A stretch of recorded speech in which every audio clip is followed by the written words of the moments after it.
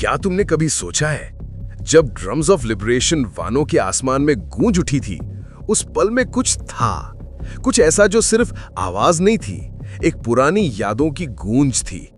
जुनेशा, वो हजारों साल पुराना ज्ञानी हाथी, उसने कहा था, जॉय बॉय वापस आ गया है, मैं उसकी धड़कन महसूस कर सकता हूं। और फिर लूफी, जो उस वक्त मरने के बिल्कुल करीब था, अचानक एक नए रूप में जाग गया। ये कोई नॉर्मल डेविल फ्रूट अवेकनिंग नहीं थी, ये कुछ ज्यादा था। ये था जॉय बॉय का वापस आना, लूफी के जिस्म के जरिए। लेकिन एक सवाल उठा, क्या ये सब पहले भी हो चुका है?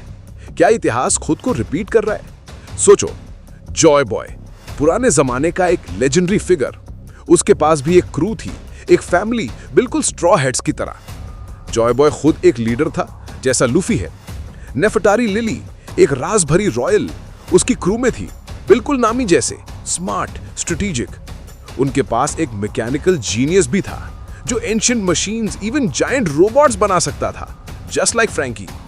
और एक लॉयल दोस्त, एक साथी, जिसका नाम था जुनेशा, जॉय बॉय का चॉपर।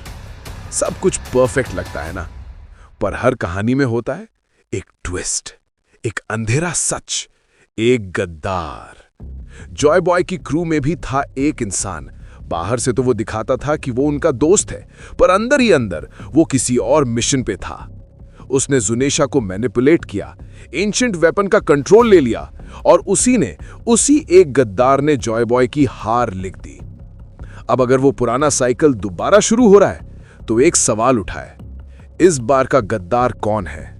स्ट्रॉ हैट क्रू में कौन हो सकता है जो सबसे ज्यादा हिस्ट्री जानता है, जो वाइट सेंचुरी, पोनोग्लिफ्स और एंशिएंट वेपन्स के बारे में सब कुछ जानता है?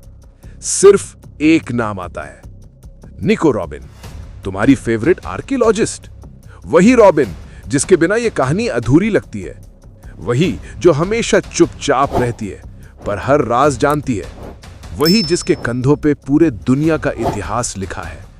तो सोचो, अगर उसने चुना हो किसी और राह को, अगर उसकी वफादारी सिर्फ क्रू तक सीमित ना हो भी सकता है, और हो भी सकता है नहीं, पर यह तो तय है, इतिहास दोबारा लिखा जा रहा है।